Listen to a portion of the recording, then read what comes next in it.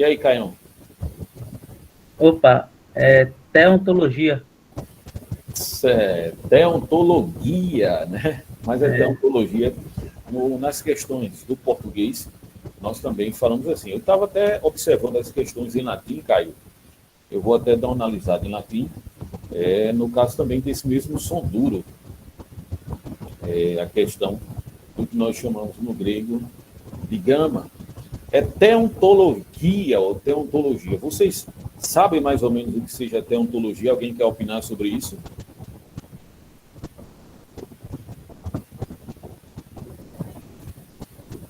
seria assim, o estudo de Deus, né? De sua natureza, né? Porque teo é Deus, onto é o genitivo de eime, que é ele do verbo ser, e logia é o estudo. Seria mais ou menos essa ideia.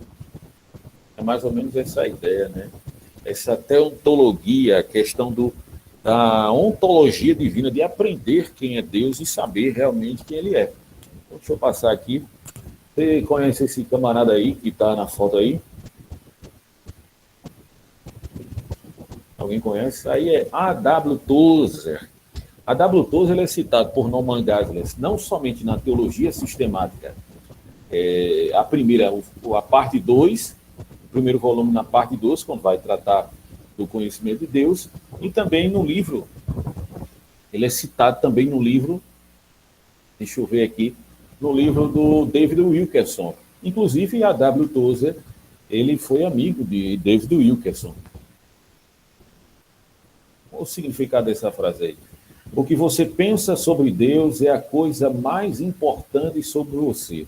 A gente observando essa frase bem emblemática sobre aquilo que A.W. Tozer coloca, eu creio indubitavelmente que o meu teclado ele não é convertido. Eu olhei e tinha colocado A.W. Tozer e apareceu só o ponto aqui na frente. Ó. O que você pensa sobre Deus é a coisa mais importante sobre você. Lógico, quando nós temos o conhecimento correto de Deus, assim diz Calvino nas Institutas, no volume 1º, a verdadeira teologia é o conhecimento de quem Deus é e quem nós somos. Quando nós temos entendimento de quem nós somos, literalmente esse conhecimento acerca da pessoa de Deus vai entender que realmente é o mais importante sobre as nossas vidas. Isso parte pelo pressuposto e a valoração axiológica de que nós somos seres finitos, mutáveis, de ânimo dobre, como diz a Bíblia Sagrada, e esse Deus que nos criou através da sua bondade e da sua misericórdia. Isso já mostra peremptoriamente que Deus é superior a todos nós e nós devemos ser subalternos a esse Deus. Só que existe uma problemática, essa questão da subserviência humana em relação a Deus, devido ao que nós chamamos essa defectibilidade moral, que atinge a todos, como diz Romanos 11, 22, 32, que Deus encerrou todos debaixo do pecado para ter misericórdia para com todos, como diz em Isaías, capítulo 59, que diz o seguinte, que o que faz separação entre vós e o vosso Deus são os vossos pecados. E lá em Efésios, capítulo 2, verso 1, vai dizer que Deus em Cristo nos resgatou, né, dos nossos delitos e pecados. Você vê que nessa parte paulina tem uma questão jurídica, tanto dentro da perspectiva grega quanto da perspectiva romanizada latina, dizendo que essa questão dessa defectibilidade, ou o que na teologia dogmática, na dogmática, na propedêutica dogmática de Dorothy Miller, ele vai chamar do que nós chamamos de uma linguagem de iuditia civilis, né? A questão de uma justiça civil que nós observamos da questão da punição, que isso é natural. Mas quando nós temos esse pensamento acerca de Deus, nós entendemos que é o que é mais importante na nossa vida. Alguém quer acrescentar alguma coisa em relação a essa proposta dessa frase do Tozer? Sim ou não? Alguém quer falar? Ou fala agora, ou cale-se para sempre, não é? Então, vamos lá. Nessa perspectiva,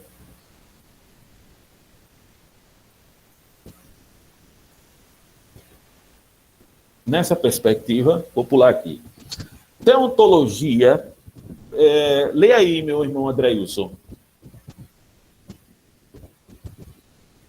Agora, só um minuto. Mande fogo.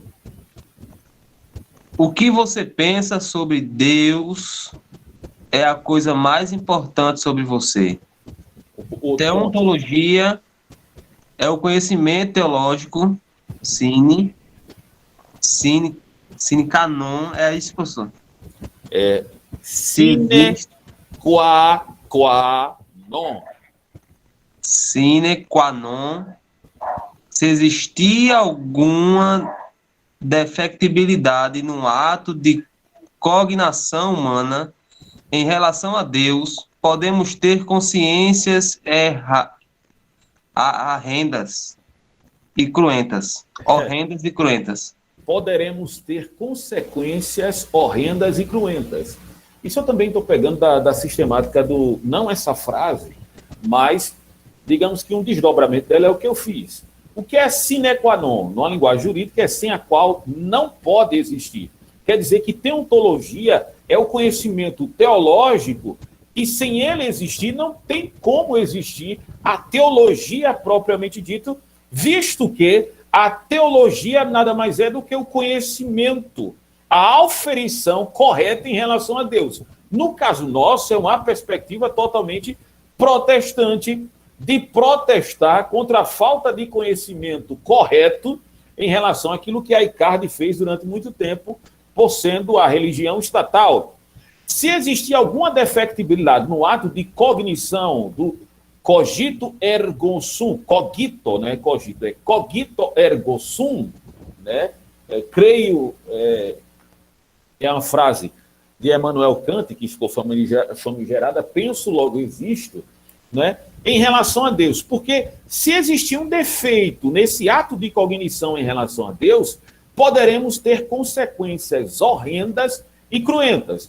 Por exemplo, se nós entrarmos na ambiência veterotestamentária acerca do conhecimento errado que as pessoas tinham em relação a Deus, por exemplo, um dos deuses pagãos que o povo de Deus lutou nas questões veterotestamentárias foram o Deus foi Baal e o outro Astarote. Eu não sei se eu cheguei a falar isso, mas o Deus Baal e o Deus Astarote eram Deus que na cosmogonia cananita, a ideia era o seguinte, a ideia é que eles eram um casal e ele era o Deus da prosperidade e da fertilidade. E o que é que se acontecia dentro dessa ambiência teológica? Se dizia o seguinte, que o esperma, o sêmen, de Baal, depois dele ter uma conjuntura carnal com Astarote, que era a sua esposa, era a chuva. E com isso, com essa chuva, fazia florescer a agricultura, trazendo prosperidade. Visto que aquele livro do Gil Baylor, não sei se vocês já viram, Você se torna aquilo que você adora, eu também tenho em PDF, tanto em inglês quanto em português, eu vou mandar para vocês também. Ele fala principalmente no livro de Isaías, porque o livro de Isaías é uma tese de doutorado dele, o livro de Isaías diz, lá no verso 13, que vocês se tornem aquilo, né, que vocês adoram. Isso é a ideia central da tese dele. E veja, esse conhecimento errado acerca das coisas de Deus, esse conhecimento adentrou dentro da teologia israelita. E nós vemos os profetas veterotestamentários, principalmente Elias e Eliseu, combatendo isso de forma cruenta. Porque tendo esse conhecimento errado, visto que, eu já falei isso outras vezes, todo o nosso conhecimento teológico, teorético, ele está em Gênesis 2, 3 e 4. Qual é a ordem de Deus acerca do casamento? O casamento ele deve ser monogâmico e deve ser heteronormativo. Com relação a Baal, o que é que o pessoal fazia? A liturgia do culto e a prestação de culto, para que houvesse uma resposta para que pudesse chover, o que é que acontecia? Acontecia a mesma coisa que para eles acontecia no céu, e o pessoal fazia conjuntura carnal entre si, entre troca de casais, essa ideia de swing, e também a ideia entre nas questões de pedofilia e zoofilia. Veja, o conhecimento errado acerca de Deus, tendo essa defectibilidade, o que é que aconteceu? consequências horrendas e cruentas, principalmente porque isso atrela principalmente um atributo de Deus, que o Deus que nós servimos, ele é único, ele é simples e ele é absoluto. Com isso existia dois deuses, veja, um problema terrível. E com isso aconteceu o que nós vimos. Por isso que o teste e o desafio do Carmelo é de suma importância, porque no teste do Carmelo, juntamente com Elias, a priori, ele diz que em meu nome não choverá sobre a terra. Está lá em 1 Reis 17. Aí você me diz, por que ele fez chover? Não fez chover. Por quê? Literalmente, se é o Deus Baal que faz chover, então eu quero ver realmente se vai chover. Durante 3 anos e 6 meses, cessou-se a chuva. E a resposta que se tem do holocausto lá no Monte do Carmelo é para mostrar realmente quem é Deus. E nós sabemos que não existe Deus, como diz em 1 Coríntios capítulo 8. Deuses, só existe um. Não existe vários. Existe somente um. E por só existir esse um, por isso que nós só devemos adorar a ele. Veja, quando eu entendo que existe só um Deus, naturalmente eu rejeito qualquer outro tipo de divindade. E rejeitando qualquer outro tipo de divindade, eu vou adorar a Deus literalmente como ele é. Ele é único, ele é verdadeiro, ele é singular. Por isso que nós devemos ter esse conhecimento correto. Por exemplo, vou dar só uma dica. O conhecimento errado de Deus, principalmente com relação aqui no nosso Nordeste, no século passado, na década de 30, eu acredito que você já ouviu falar literalmente de Lampião. Você já ouviu falar de Lampião? Sim. Lampião entendia que matando a polícia, que ele chamava de macaco, ele estava fazendo literalmente a vontade de Deus. Veja, devido a isso, coisas horrendas e consequências de coisas horrendas e cruentas aconteceram. Mao Tse-tung, Caio, que é sociólogo, Mao Tse-tung matou 30 bilhões de pessoas, porque ele era ter um conhecimento correto de Deus partindo de uma negativa. Não somente ele, mas Stalin, que foi o seu mestre, literalmente fez isso. E Hitler, que se dizia que era cristão, mas mesmo assim fez muitas coisas cruentas em relação aos próprios judeus e todo aquele que era opositor ao seu Estado totalitário. Então, partindo dessa primícia, a teontologia é o conhecimento correto. Vocês estão me entendendo? Sim, professor. Se tiver uma dissonância nesse conhecimento, logo a consequência pode ser terrível. Podemos dar continuidade? Sim. Também, sim. Olha aqui. Veja outra coisa. Valdir, leia aí essa outra parte aí. Deixa eu comentar aqui, professor. A ortopraxia de um cógnito ergo levará a gente do qual... O agente, né? Aumente mais um pouquinho o seu, tá um pouquinho baixo. Todo celular aqui, a letra tá bem pequenininha. Pegue, você não aumenta a tela para ver os PDFs, faça a mesma coisa na sua tela e aumente. Ela aumenta. Pronto. A ortopraxia de um cógnito ergo sum levará o agente do qual repousa o conhecimento divino, a insanidade mentais ou a axiomas inquebráveis, eternais e justos. Pronto, se você tiver, o que é que diz lá em Deuteronômio capítulo 30, verso 19? Eis que tomo os céus e a terra por testemunha contra vós, para escolher a morte ou a vida, ou a bênção ou a maldição. Escolhe, pois, a vida para que viva tu e a tua descendência. Veja, quando esse texto é bem claro, porque Deus coloca a questão do testemunho entre os céus e a terra, porque não tem ninguém para que ele possa colocar como testemunho os céus e a terra, que é a obra da sua criação. Para escolher a morte ou a vida, a bênção ou a maldição, escolhe, pois, a vida para que vivas tu e a tua descendência. Ele está chamando o seu povo, convidando ou para viver insanidades mentais, das quais são horrendas e cruentas, o que a gente pode ver na historicidade de Israel, ou axiomas inquebráveis, porque as verdades de Deus, elas são atemporais. Elas são atemporais porque Deus, ele é imutável, que é um dos seus atributos. Eternais, porque a partir dessa decisão pode nos levar a eternais no sentido de viver ao lado de Deus e de forma porque justa, não é? Porque Deus é o Deus de toda a justiça. Vamos dar continuidade aqui. Essa palavra aí, que palavra é essa aí, amado? O locus theologiae, é mais ou menos isso, theologiae. Qual é? O fruto teológico são esses aqui, ó. Que palavra é essa aí?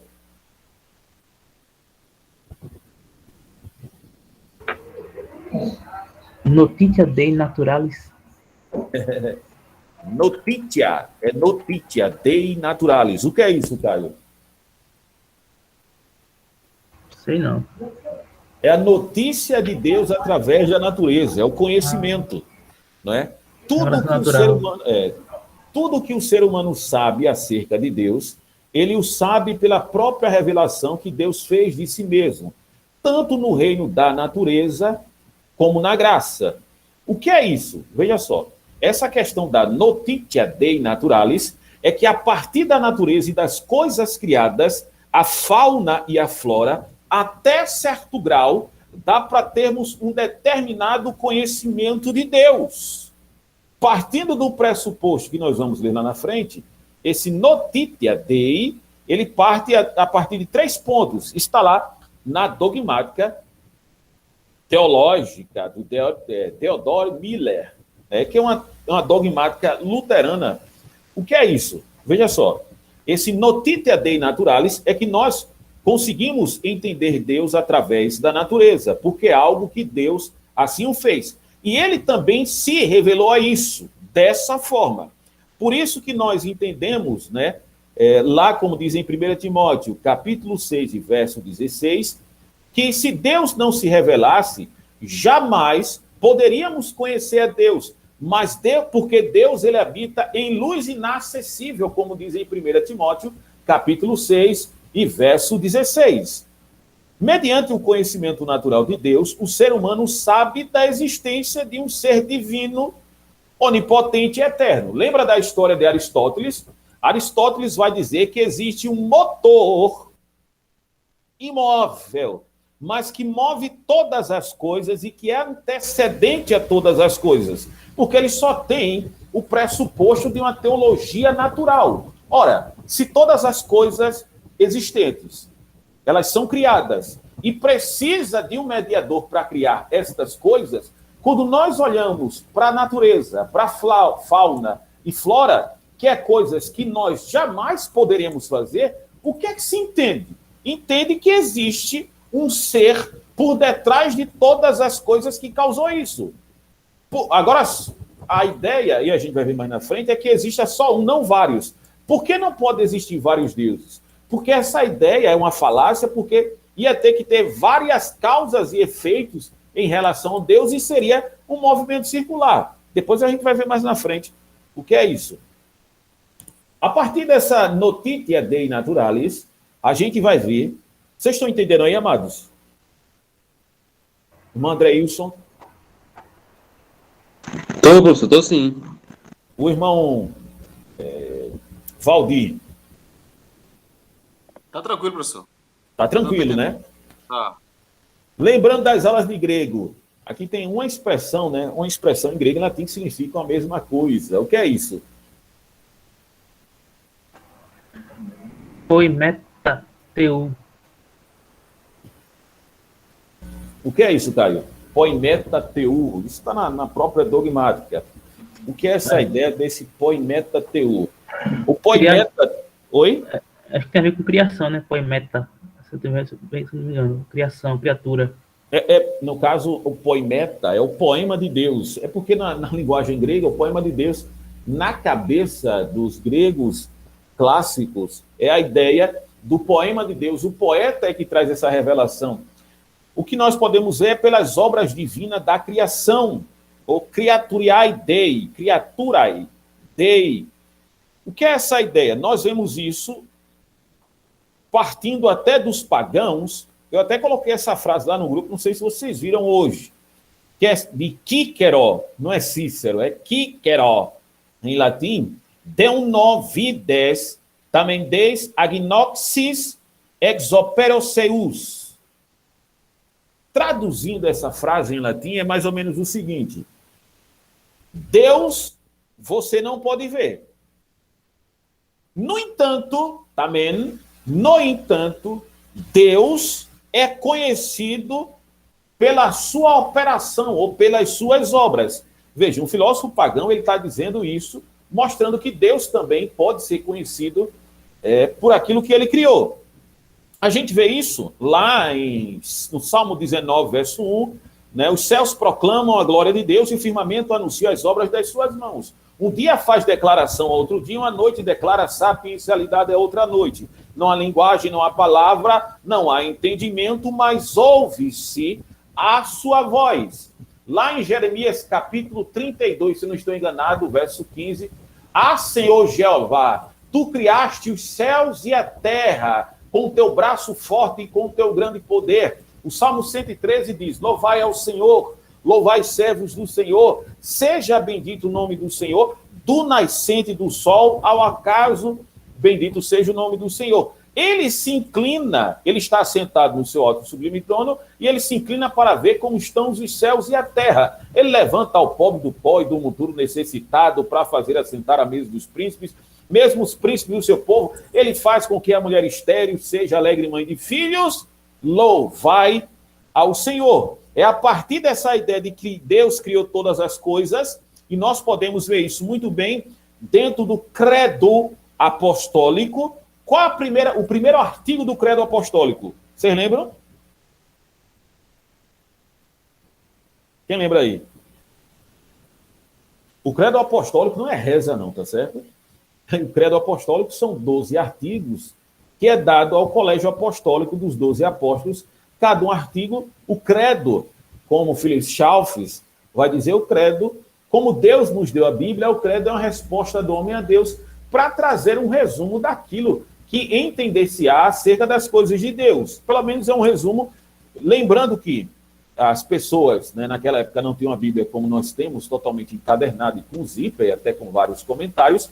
Isso é um resumo. Vocês lembram do que diz o credo apostólico?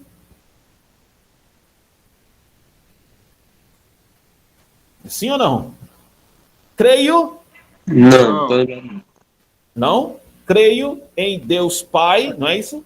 Todo-Poderoso, que criou os céus e a terra. Veja, dentro daquele livro de Júlio Stott, quando ele vai falar sobre o período de reconstrução judaica, antes de chegar no período do rabinato, depois das 120 assembleias, dentro disso, nas questões aliancistas, dentro do próprio judaísmo, dizia o seguinte, dizia-se que Deus, eles entendiam que Deus era o criador de todas as coisas, que é uma expressão em latim que quer dizer, não, isso a gente utiliza, né? Mas é uma expressão em latim que é ex nihilo, quer dizer, criar as coisas a partir do nada. Eles entendiam dessa forma. A soberania de Deus é demonstrada também a partir do ato da criação. Mesmo nesse período, eles entendiam. Aí agora a gente vai para Romanos. Abra a sua Bíblia, por favor. Em Romanos, capítulo 1, verso 18 até o verso 22. Acerca dessas questões da revelação de Deus, naturalis, a partir das coisas criadas. Poimeta teu, criaturae, dei. Vamos lá, vamos para a exegese. Vamos brincar um pouquinho. Estão com a Bíblia na mão? Sim.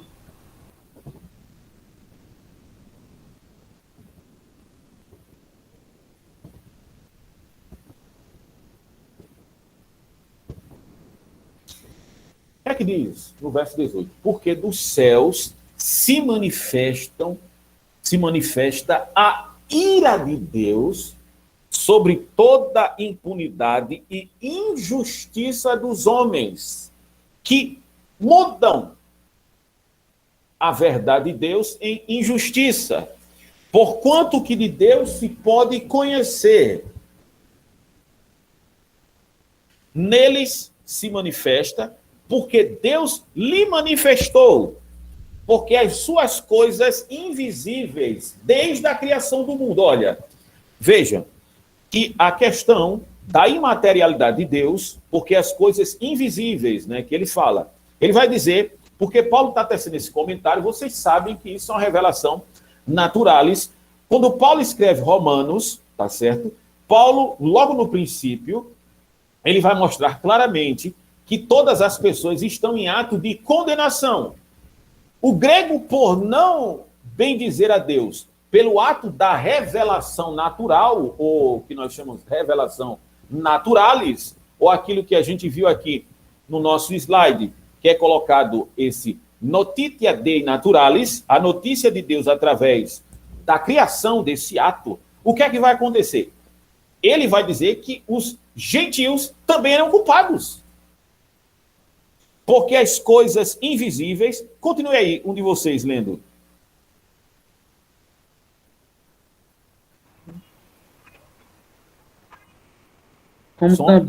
Como também a sua própria divindade claramente se reconhece desde o princípio do mundo, sendo percebido por meio das coisas que foram criadas. Tais homens são, por isso, indesculpáveis. Porquanto, tendo conhecido Deus, não o glorificaram como Deus, nem lhe deram graças. Antes se tornaram nulos em seus próprios raciocínios, obscurecendo-se-lhes o coração insensato. Tu estás aonde? 22. 22. Tá aí? 22. Inculcando-se por sábios, tornaram-se loucos. 23. E mudaram a glória do Deus incorruptível em semelhança da imagem de homem corruptível, bem como de aves, quadrúpedes e répteis. Por isso também Deus os entregou às concupiscências de seus corações, à imundícia, para desonrar seus próprios corpos. Vejam só, o texto é claro. A palavra, o nome indesculpáveis, né? No grego é anapologetos, né? Apologética quer dizer o quê? Defesa, né? Eles se tornam indefensáveis pelo simples pelo simples fato de que a própria natureza testificam contra eles. E quando ele diz, vocês sabem o motivo dele dizer porque mudaram a glória de Deus em criatura? Vocês sabem por quê?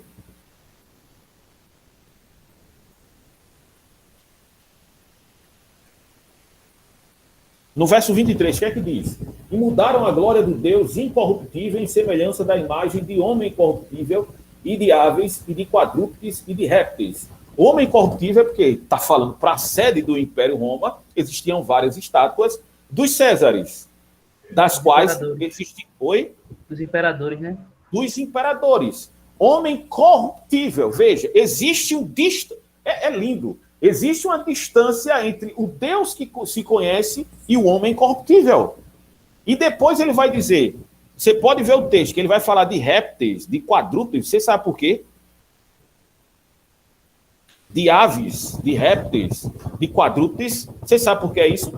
Porque vocês lembram que no Império Romano existia os centuriões, que eram comandantes das centúrias. E aqueles grupos, cada grupo daquele do exército, dos centuriões, não é isso? Eles eram chamados de quê? Legiões. Essas legiões. E essas legiões romanas, que podiam ter até 6.000 pessoas marchando, existiam vários desfiles ali em Roma, mostrando o seu poderio militar, para que as pessoas também não pudessem revelar um poder coercitivo direto, para que as pessoas pudessem ver. O que é que acontece? Cada ali era representado por um quadrúpede. As bandeiras que passavam ali E existia uma questão efusiva das pessoas quando olhavam aquilo, para dizer que literalmente era o poder daquela nação, que era uma nação que nós sabemos até hoje, uma nação quase invencível. Por isso que ele está falando claramente, dizendo que mudaram a glória de Deus. O que é glória? A glória é a soma de todos os atributos de Deus, que é a questão da doxologia divina, é a completude, é a beleza de todos os seus atributos. E através das questões naturais, Paulo está dizendo para os agnósticos, para os ateístas e para todos aqueles que aspiravam até certo ponto o conhecimento de Deus, ele está dizendo que são provas inexcusáveis. Então quer dizer que o homem, por si só, veja só, quem vai dizer isso é o Charles Hodge. Não sei se vocês já viram a sistemática dele, alguém já viu aqui a sistemática dele. Ele é conhecido como Velho Hodge. Ele foi até professor de Simon, que é o fundador da Presbiteriana aqui no Brasil, um homem, né, um exímio teólogo. Ele faz a sua teologia sistemática com base em François Turretini. Vocês também já ouviram falar em François Turretini, que tem um compêndio de teologia apologética 1, 2 e 3, que é muito bom. Só é ruim porque ele defende a virgindade perpétua de Maria, né? Mas, nos demais, ninguém é perfeito. Essa é o que nós chamamos também da prova cosmológica da existência de Deus, que a partir do cosmo percebe-se de todas as coisas criadas que existe o que hoje é chamado de design inteligente, né? Existe um ser arquiteto que arquitetou todas as coisas com a sua própria beleza. Alguém quer falar alguma coisa? Vamos lá. Se não estiver entendendo, a gente volta, tá certo? Os demais, Valdir, Adreilson, tá tudo ok, né? Tudo ok. Tudo ok, professor. Eu só queria que o senhor repetisse o nome desse autor aí. Do doutor? Sim. François Turretini, ou Charles Hodge, ou Simon, que foi o fundador da Presbiteriana. Eu mandei para vocês as sistemáticas aí, desse grupo todo, para vocês eu mando de novo lá no grupo, para que a gente possa dar continuidade e um conhecimento bem aprazível em relação a isso, tá certo? Vamos lá, vamos para... O cunho aqui, teorético, não é para mostrar somente essas questões, mas que vocês sabem que Paulo disse em Filipenses 1,7 que Deus lhe pôs como defensor do evangelho. Mas isso é que a gente está falando aí, né? Depois vocês dão uma treinada aí em latim aí, para que a gente possa observar todas as coisas. Esse é o primeiro ponto aqui que a gente está colocando do Lux Theologiae, tá certo? Então vamos lá. Meu latim ainda está em desenvolvimento, tá ok? Se eu errar qualquer coisa aí, me corrijam, se vocês tiverem conhecimento. Posso passar? Outro ponto?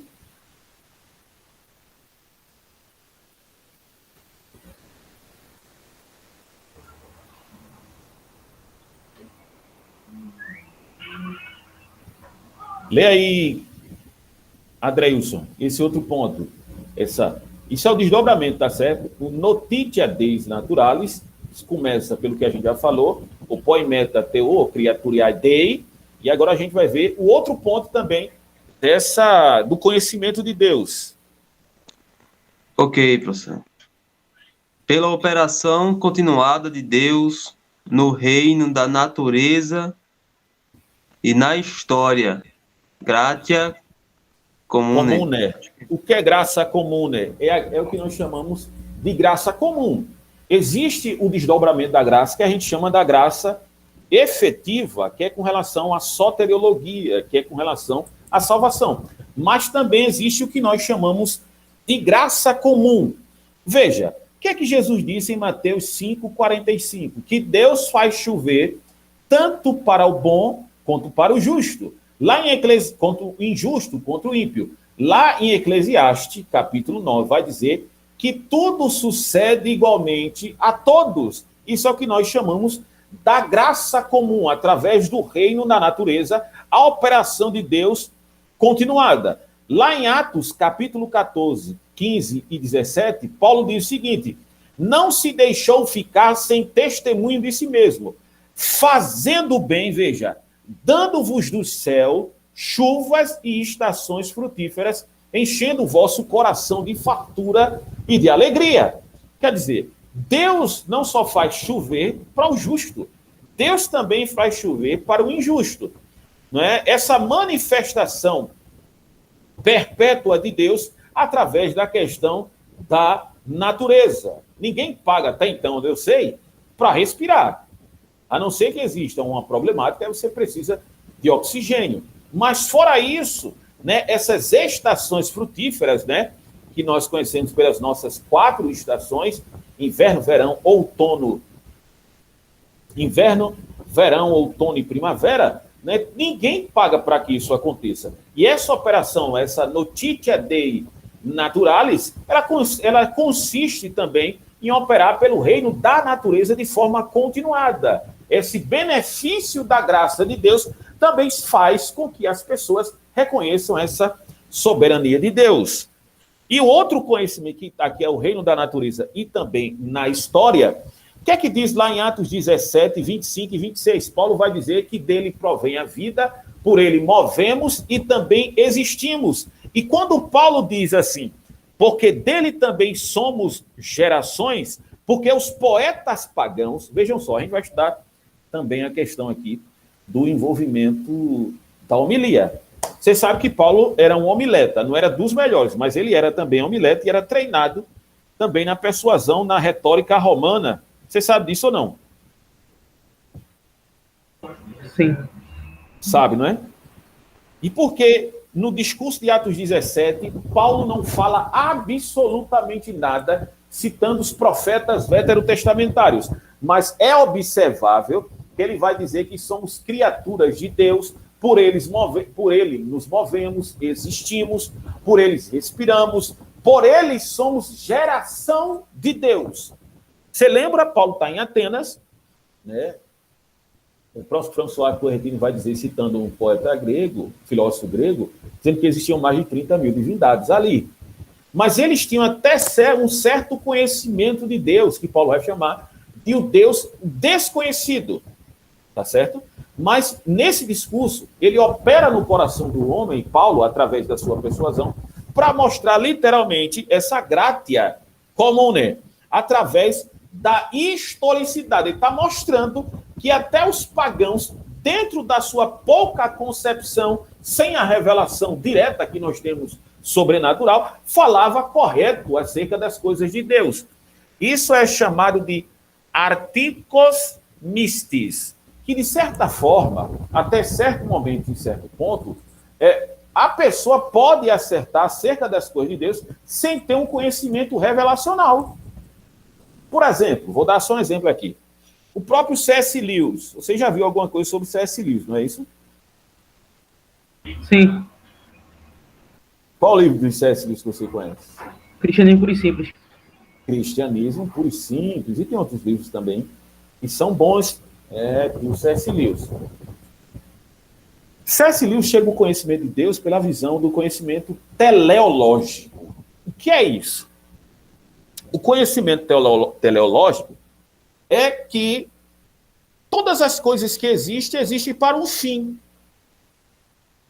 E existe uma moral ordenada que o homem, por si só, a gente vai trocar isso depois, não tem como ordenar isso.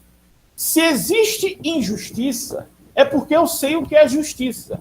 Logo, se eu sei o que é justiça, mesmo operando a injustiça, existe alguém que é um juiz que é impecável, que me faz conhecer essa justiça. E quem é? Deus. Essa é a ideia dele.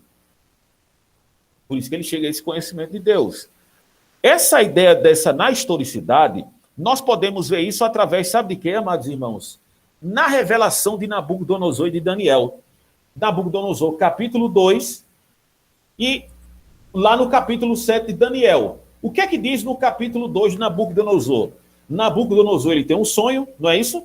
E com esse sonho, ele pede para que os magos, os astrólogos e os sábios da sua corte pudessem revelar esse sonho. Só que tem um problema. Qual é o problema? Ele não diz qual é o sonho. E depois disso ele dá uma sentença de morte para que alguém não pudesse revelar esse sonho. Daniel, ele fica sabendo, chama os seus companheiros, pede um tempo a Nabucodonosor, e depois de um certo período, Deus revela a Daniel aquelas questões do sonho.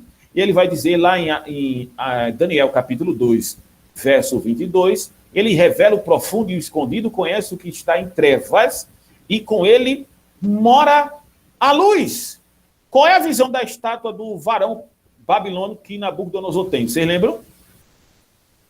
Cada parte do corpo é feito de materiais específicos. A cabeça é feita de quê, meus amados? De ouro. E os braços? Braços e peito, né? Sim, braço e peito. É de quê? Prata. Prova. E o restante? Bronze, E o que mais? ferro e barro, né?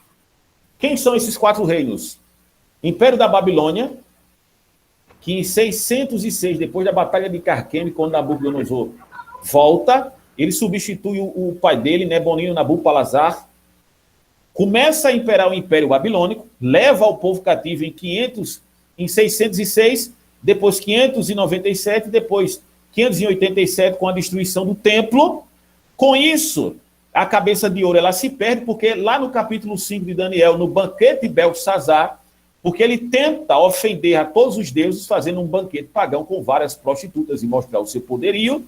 Ele pega os utensílios da casa do Senhor, aparece uma mão na parede, Menel, Menel, Tekel, Passim, e ele fica sem saber, chama-se Daniel, já velho. Daniel dá aquela revelação. Qual é a revelação? Foste pesado na balança e achado em falta, e hoje Deus tomará o teu reino. Isso acontece no dia 25 de outubro de 537 a.C., está lá no dicionário de J.D. Douglas, quando Dário, Ciro e Cambises invade aquilo debaixo de uma profecia. Veja, qual é a profecia? Isaías 44, verso 26, que digo das águas, elas têm que secar e elas secam. Por quê? Porque quando Ciro, isso é 150 anos, Ciro é um título, tá certo? Não é um nome. 150 anos, Deus utiliza o profeta Isaías, não é? Que a partir do capítulo 40 a gente chama, segundo Stanley, de textos ou temáticas restauracionistas, tá certo? E ele diz que digo das águas têm que secar e elas secam. Por quê? As águas de onde circulava a Babilônia, a capital da Babilônia, o que é que acontece? Era rodeada pelo rio Tigre, que era uma divindade, que digo das águas ela tem que secar. Por quê? Porque no dia que chega Dário Cambises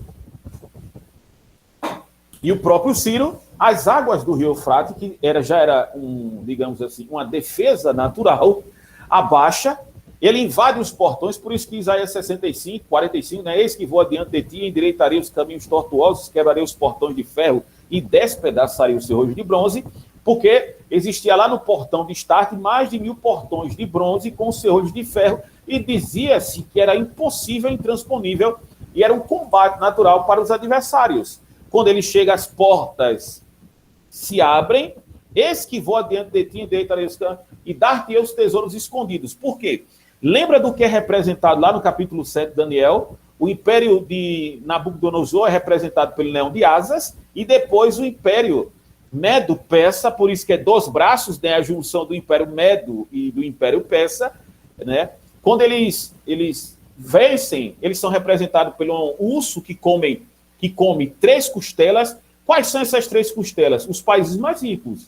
O Egito, a Lídia, com a ideia do rei Creso, que tudo que tocava em ouro, as riquezas escondidas, que é colocada ali de Isaías 45, é porque o imperador da Lídia ele tinha costume de enterrar a sua riqueza, os tesouros escondidos e as riquezas encobertas, e também o império da Babilônia, que era totalmente rico.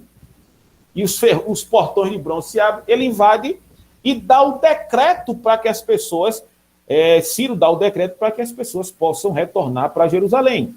Mas na frente, o império, que é a parte de bronze, que simboliza quem? O império de Alexandre o Grande, que é filho de Filipe II, é estrategista de guerra, que está juntamente capitaneado educacionalmente por quem? Nada mais, nada menos do que Aristóteles. E com isso, por isso que ele lá é representado como animal com leopardo de asas, porque ele cresce muito rápido, em 10 anos Alexandre o Grande conquista a Europa e quer chegar na Ásia, só que ele perde as batalhas com indianos e ele volta morto. E o que é que acontece? É dividido em 4 reinos, que são os seus 4 generais. E daí vem a parte que é de bronze e de que mais? E de ferro. Quem é? Império Romano. Que é um Império Romano, da qual, literalmente, o apóstolo Paulo e os demais estão instruídos. E a estátua ela é derrubada com o quê?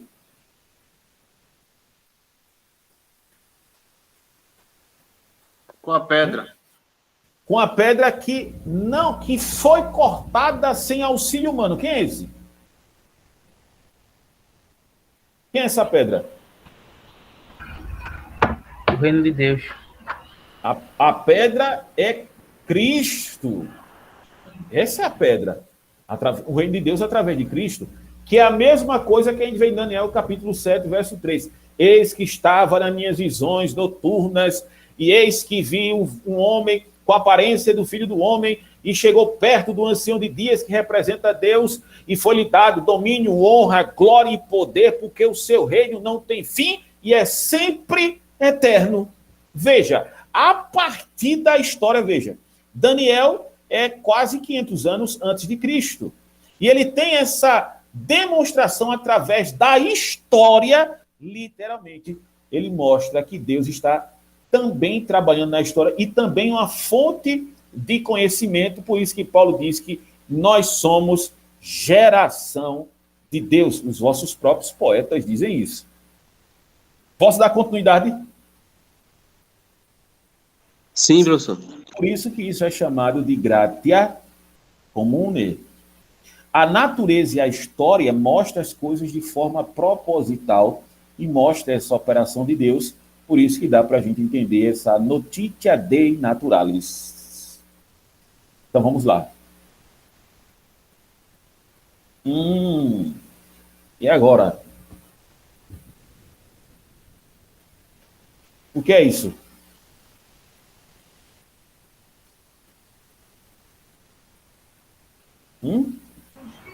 É a lei da consciência. Lei da consciência. É a lei da consciência. Muito bem. Onde é que a gente vê isso? Romanos 2, 14 e verso 15. Paulo está fazendo a defesa de uma salvação universal, tá certo? E essa salvação universal, embora que todos sejam condenados, mas ele também vai dizer que todos, mesmo sem tendo um conhecimento direto, como ele tem da causa divina, ele vai dizer que, Romanos 2,14, porque quanto os gentios que não têm lei fazem naturalmente as coisas que são da lei, não têm eles lei para si mesmos, são leis, os quais mostram a obra da lei escrita em seus corações, testificando juntamente a sua consciência e os seus pensamentos, quer os acusando, quer os defendendo. Por exemplo, se fala muito em justiçamento social hoje em dia, defender a causa dos órfãos, das viúvas, e as pessoas dizem que isso é uma questão que não tem na Bíblia, mas só que tem. Isso é chamado por Calvino de semi-religare, de semi-religião. É que Deus colocou isso, ortogou no coração do homem, essa ideia da consciência. Já disse Olavo de Carvalho que o melhor tribunal que existe no homem é o quê? É a consciência. Por isso que Martim Lutero, lá na defesa de Worms, lá em agosto de 1521, ele vai dizer o quê? Que minha consciência é o quê? Cativa a palavra de Deus. Porque o próprio Sócrates, Platão e Aristóteles defendiam que o ponto mais alto do ser humano era a sua própria consciência. E Deus, pela sua misericórdia, colocou na consciência do homem. O próprio Lutero dizia que se Deus não tivesse feito isso da consciência do homem, mesmo ele caído, aconteceria algo que nós deveríamos, através da pregação, sufocar as consciências do homem, literalmente, para que ele pudesse entender o evangelho. Mas, querendo ou não, existe ainda esse toque de Deus. Isso a gente é uma doutrina que a gente vai ver mais na frente, a partir do Imago Dei. Até o próprio ouvido dizia uma coisa interessante. Video meliora proboque deteriora sec. Eu vejo melhor, porém escolho pior. Mas, mesmo assim, tá certo? O livre-arbítrio do ser humano, mesmo caído, eu não sei se todos vocês acreditam no livre-arbítrio. Alguns de vocês não acreditam no livre-arbítrio, eu não sei. Aí vai depender de vocês. Mas o livre-arbítrio é o órgão das decisões humanas. Quem vai dizer isso é o próprio Tomás de Aquino. Não concordo não, professor. Hã? Eu não concordo com o livre-arbítrio, não. Libertário, o senhor fala, né? Hã? O livre-arbítrio libertário, o senhor fala. Isso, quando o livre-arbítrio é a respeito das decisões humanas. Quando parte para esse princípio, né? Eu não creio Não, mas não, lógico, deixa eu te explicar. O livre-arbítrio, nesse sentido, é porque geralmente o pessoal do livre-arbítrio libertário, veja, o libertário eu também não acredito, não. O livre-arbítrio pleno só vai existir no céu. Porque quando existir essa questão de livre-arbítrio, é porque literalmente eu vou escolher Deus, porque eu sei. Lógico que a gente trabalha com a ideia de que a mente humana ela está caída. Lógico. As nossas decisões, a priori, são inclinadas ao mal. Mas através da iluminação do Espírito Santo, até certo ponto, existe o que a gente, através da sua graça, pode tomar decisões coerentes às coisas de Deus. Pronto, por exemplo, veja um fake news que o pessoal propaga por aí. Fazer uma pergunta aqui. Quem foi a favor do livre-arbítrio? João Calvino ou Armínio? Só uma pergunta.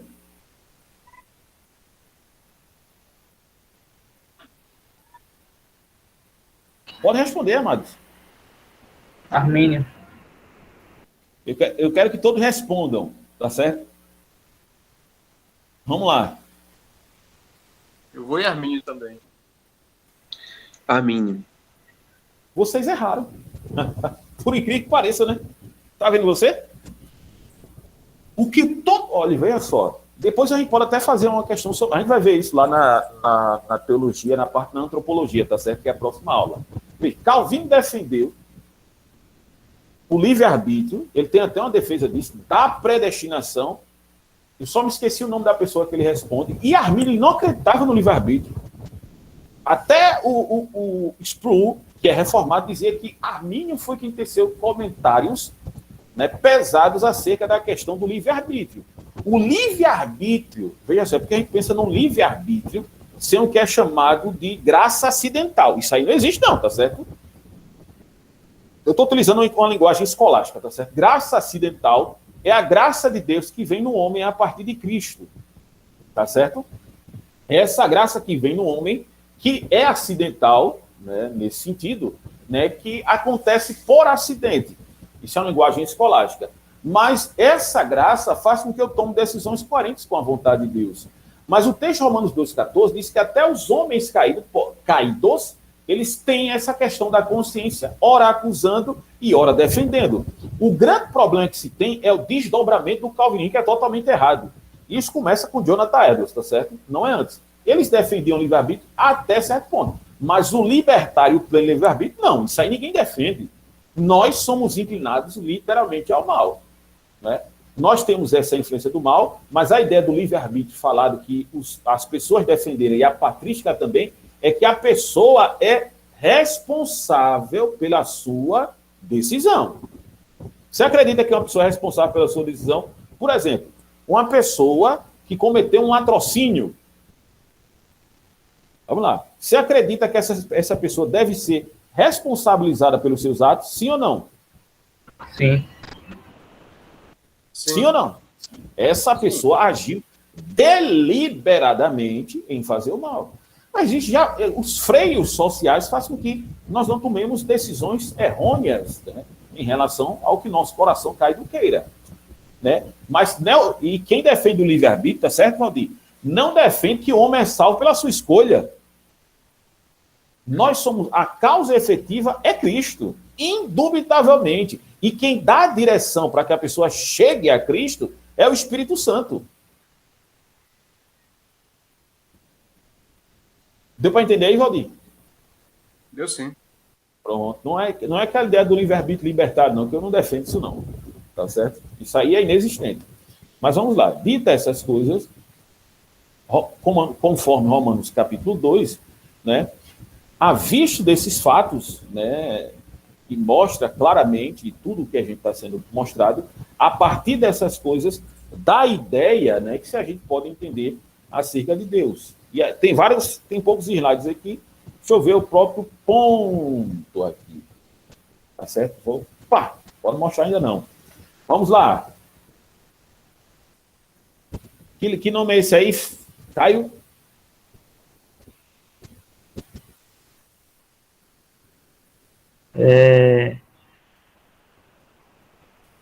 Esse primeiro é um maiúsculo Do Gama. de gama, né? Uhum. Gregraptai. Gregraptai, não é isso? E a outra palavra é? Princípio cognoscendi. Princípio cognoscendi. Principium. O princípio do conhecimento de Deus é através do gregraptai, que é a expressão bíblica está escrito. Vamos lá. O conhecimento natural dá certo essas questões do conhecimento de Deus. Mas vamos lá. Mas o conhecimento natural de Deus não é adequado para conhecer a vida eterna. Nenhum mortal se salvou, nem nunca poderá salvar-se através do conhecimento natural. Ele vai a partir do conhecimento divino. E esse princípio cognoscendi, ele aparece aonde? É a partir do gregraptai, é a partir das escrituras sagradas. Romanos 10, 17, a fé vem pelo ouvir, e ouvir a pregação do evangelho. Romanos 5, 1, justificados, pois, mediante a fé, temos paz com Deus por meio de nosso Jesus Cristo, não, por meio de Jesus, o nosso Senhor. É a partir das escrituras sagradas. Mateus 15, 16, 15. 16, 15. Ide por todo mundo e pregar o evangelho a toda criatura. Quem crê e for batizado será salvo. Quem não crê já está condenado. Atos 4, 12. Nenhum outro nome há salvação dado debaixo dos céus, que importa que possamos ser salvos. Então, a partir das escrituras sagradas, do gregraptai, desse princípio cognoscente, que é através das escrituras sagradas. É através das escrituras sagradas que eu tenho um ponto diretivo acerca das coisas de Deus. Por exemplo, qual é a primeira frase que João Batista diz quando ele vê Jesus?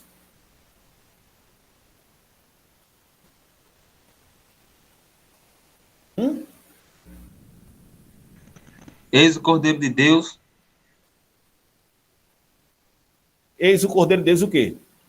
Que tira o pecado do mundo. Por que ele está dizendo isso? Porque ele tinha consciência de que estava ali preparando um caminho para aquele. E quando ele vê Jesus, ele identifica que aquele ali era o Filho de Deus.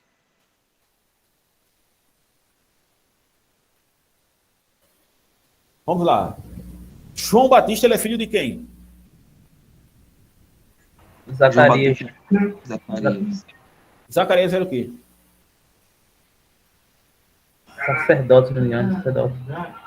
Ele era o quê? Sacerdote. Ele era sacerdote. Muito bem. Por ser sacerdote, qual a obrigação do sacerdote? Ensinar as escrituras. Ele tinha que o quê? Ensinar as escrituras. Quando João Batista fala isso, eis o Cordeiro de Deus que tira o pecado do mundo, ele está falando o quê? Da palavra encarnada? Mas é em relação ao quê?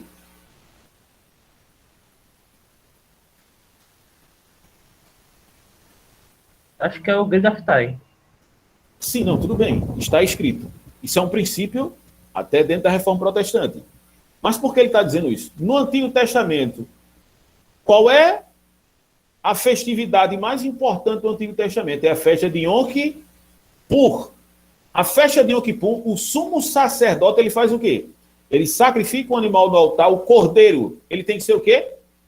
Perfeito, primogênito, não pode ter falhas. Com aquele sangue, ele chega na tampa do propiciatório e oferta, representando a nação, para tirar o pecado da nação. 25 horas de jejum é chamado de Yom Kippur, dia do perdão, dentro do tabernáculo, no Santo dos Santos. Eis o Cordeiro de Deus que tira o pecado do mundo, é uma analogia às Escrituras, aquilo que está escrito, que ele está falando de Jesus, que é um desdobramento também de Isaías 53. O que é que diz Isaías 53, verso 4 e verso 5? Certamente ele tomou sobre si as nossas dores e as nossas enfermidades. O castigo que nos traz a paz estava sobre ele, porque pelas suas pisaduras nós fomos sarados. Ele está apontando para as Escrituras. E também um ato substitutivo. Esse ato substitutivo de que sem derramamento de sangue não há remissão de pecados é um princípio que permeia desde Gênesis. Que Deus, para vestir o homem, mata um animal em sacrifício e coloca-lhe pele. Isso vai se desdobrando até chegar na pessoa de Jesus, que é o sacrifício perfeito, que ele gritou o quê? Tetelestai, está consumado. Essa é a ideia de que está escrito, que mostra a revelação toda de Deus. Quando Gênesis 1 e João 1, ele é o quê? João 1 nada mais é do que uma cristologia de Gênesis 1. Ele está mostrando o conhecimento de Deus, né? Bereshit bara Elohim, no princípio criou Deus os céus e a terra, e lá em Gênesis, em João capítulo 1, verso 1, ele está cristologizando. Ele só está mostrando Cristo como agente da revelação. No princípio era o verbo era Deus, e o verbo estava com Deus. Bíblia, gregraftai. Esse princípio que deve ser sobre toda a revelação de Deus.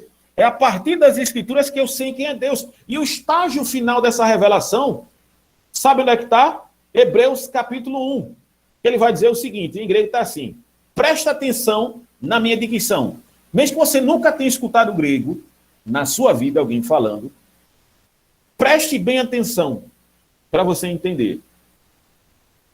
Polimeros kai politropos palai roteos lelesais tois patracim en tois profetais. Preste atenção, só nessa letra. Polimeros kai politropos palai roteos lelesais tois patracim en tois profetais. Deu para prestar atenção aí, Caio, no pi? Valdir que estudou também? Sim, sim. Por que ele está fazendo isso? Isso é um método mnemônico, tá certo? Eu vi isso no comentário de William Hendricks, tá certo? Do Novo Testamento. Se não estou enganado, é Simon Cashman que faz esse comentário. Que ele vai dizer que esses sons polimeros, kai politropos, palai roteos lalensais, tois patracim en tois profetais. Deus falou de várias formas e de várias maneiras aos pais pelos profetas, mas nos últimos dias Deus tem falado através do seu Filho. Essa é a ideia. É que o último estágio da revelação, os últimos dias, é Cristo. É a partir de Cristo que existe essa revelação desse princípio. Por isso que lá em João capítulo 1, verso 18, vai dizer que ninguém jamais viu a Deus, mas o Filho que está no seio do Pai o fez o conhecer. O Filho conhece literalmente ao Pai, a ponto de dizer literalmente. Filipe perguntou, mostra-nos o Pai. O que é que Jesus disse? Há quanto tempo estou convosco? Quem vê a mim, vê o Pai. Por isso que esse deve ser, para eu e você, o principium cognoscendi. Esse princípio de conhecimento é o grego graptai, que é o conhecimento de Deus através das Escrituras Sagradas. Isso aqui é só o que a gente já falou até certo ponto na outra aula. E agora a gente vai entender aqui. Deixa eu só voltar aqui. Eu vou... Pronto. Vamos lá. Vamos observar aqui, tá certo? Tá mostrando na tela ainda?